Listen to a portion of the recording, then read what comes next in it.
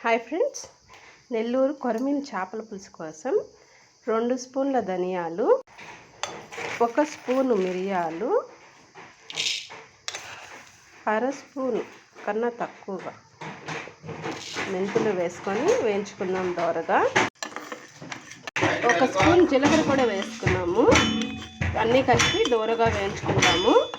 ఇలా దోరగా వేయించుకున్నాక దించేసుకుందాం ఫ్రెండ్స్. మనము వేగిపోయింది, చాలు, లైట్గా వేగితే చాలు.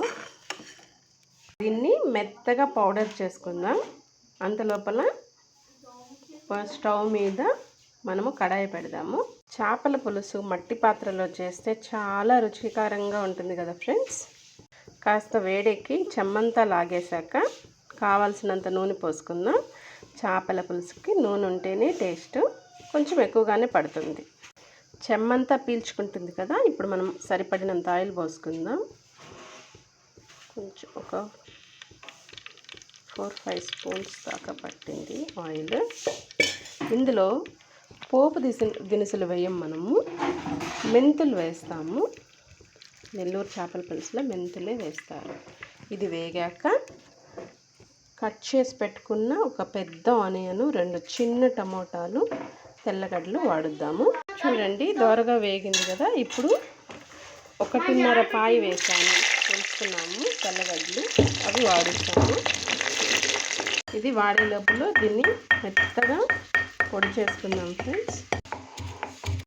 తెల్లగడ్డలు వాడిపోయాయి, ఆనియన్స్ వేసుకుందాం.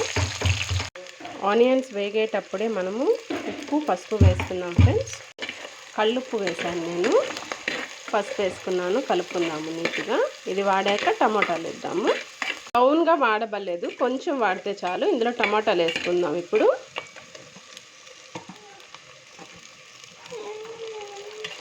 2 చిన్న టమాటాలు ఫ్రెండ్స్. టమాటాలు ఎక్కువ వేయకూడదు, చేపల పులుసులో తీపి వస్తుంది అంటుంది అమ్మ, కాబట్టి చిన్నవి వేసుకుంటాం. టమాటాలు కూడా లైట్గా వాడాయి. ఇప్పుడు మనం ఇందులో చింతపండు పులుసు పోసుకుందాము.